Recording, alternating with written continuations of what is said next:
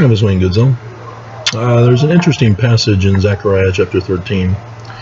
And it shall come to pass in that day, saith the Lord of hosts, so it's the latter days, that I will cut off. That's why Joseph uses cut off.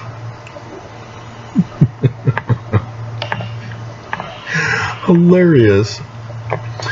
The names of the idols out of the land, and they shall no more be remembered.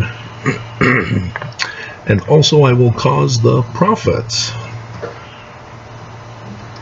pause for effect, and the unclean spirit to pass out of the land. The wicked prophets comes from the other main prophecy for the latter days that Joseph Smith refers to indirectly in his Joseph Smith history and throughout his Doctrine and Covenants and in the Book of Mormon. It's in chapter 18 of Deuteronomy, starting in verse 15, is the real Christ. But then, in 19, actually 20, but the prophet which shall presume to speak a word in my name, which I have not commanded him to speak, or shall speak in the name of other gods, like Jesus, even that prophet shall be struck by the vivid shaft of lightning. Section 85, verse 8. This is where Joseph Smith got it from. He's referring to the Old Testament when he gives scripture. That's why it's important to reference from the Doctrine and Covenants to the Old Testament. And they only brought me in to work on the Old Testament. And so I couldn't get the cross barrier in. They thought they knew better than me. And so I wanted to find the scripture on come out of uncleanness.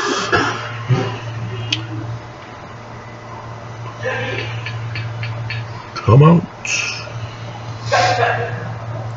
of the ship. Come out of that man, thou unclean spirit of Legion. There's the herd of swine from the 19th dynasty tombs.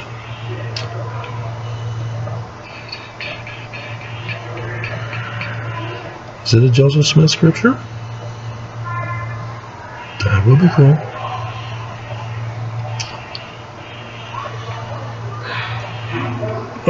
Nope, here it is. 2 Corinthians chapter 6, verse 17. Wherefore, come out from among them, and be ye separate, saith the Lord, and touch not the unclean thing, and I will receive you. And there's the false prophet in Revelation chapter 16.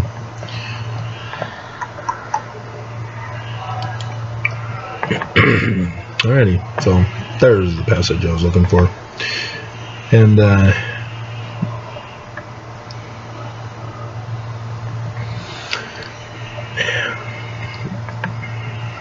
Baal, they call it Belial. And what concord hath Christ with Belial, or what part hath he that believeth with an infidel? And what agreement hath the temple of God with idols? For ye are the temple of the living God, as God hath said, I dwell in them, and walk in them, and I will be their God, and they shall be my people. Wherefore come out from among them, the Belial worshippers.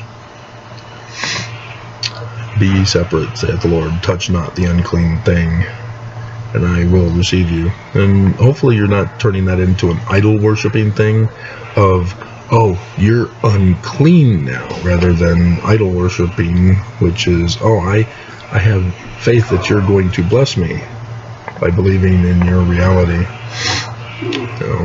Idol is any object for which a person has faith or belief in moral or spiritual power, or morality, amorality, or not spiritual power,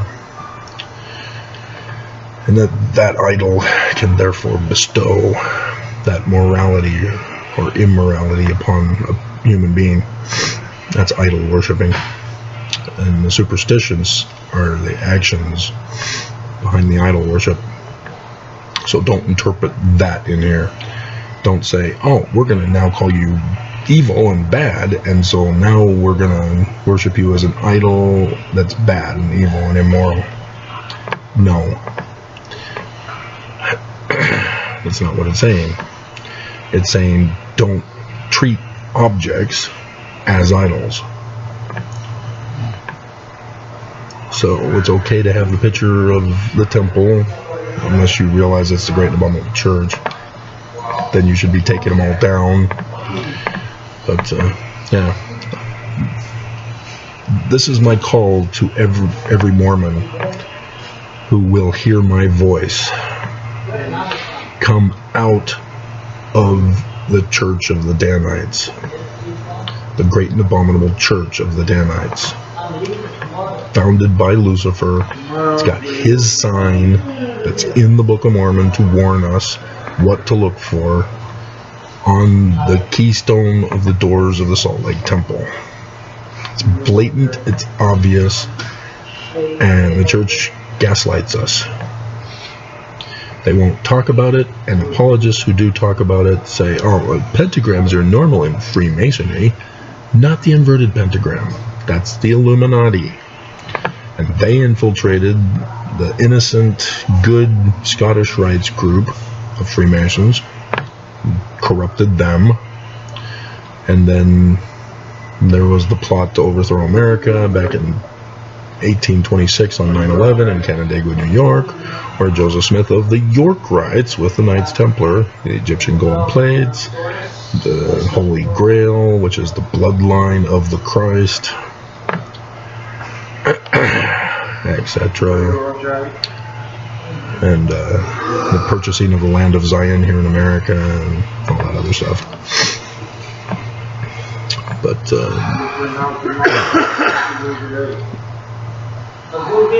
the church is white supremacist. They turned Joseph Smith into a Jew. White supremacists hate the Jews. Jews will not replace us. You don't want to be a part of that. Right? The church is racist. Blacks? Seriously? Nelson just got exposed again recently. Church are racist. Despite 1978, which was a deal made with the government of the United States to repeal the Edmunds-Tucker Act. That's the only reason why they did it. And they're continuing to be racist. Sexist. White supremacists are sexist. Women are property to their husbands. They are slaves, sex slaves to their husbands. It's in the sealing text. Still, to this day, it's never been changed.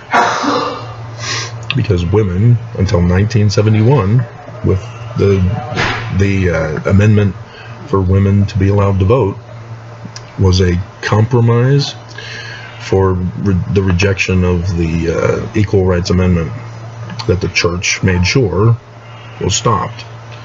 Utah became one of the few states that needed to ratify it. And they refused because the church said, nope, women must remain barefoot, pregnant, and in the kitchen. Now, I remember Mormon women upset with Kimball and then Benson following up with it. Hilarious. But nonetheless, yeah, sexist. Denying the rights of equality to women. And bigoted. Yeah, that sort of blew up in the church's face, didn't it? They're all pushing religious freedom under the guise of joining with LGBTQ in passing bills in the various states for non-discriminatory bills, and the church doesn't tell you that their religious freedom clause in those bills are an exemption in following the law, and they're pushing to deny the exemption of following the Constitution itself. That's why religious freedom, they've already got it in the First Amendment. Why do they need more? It's because they're overthrowing it. So, yeah, they're bigots, both religious, LGBTQ, of humans, and it's plain and simple, white supremacy. And so, again, my call to everyone, come out of the white supremacist Church of Jesus Christ of Latter-day Saints, aka the Danites, and be ye therefore clean. Touch not.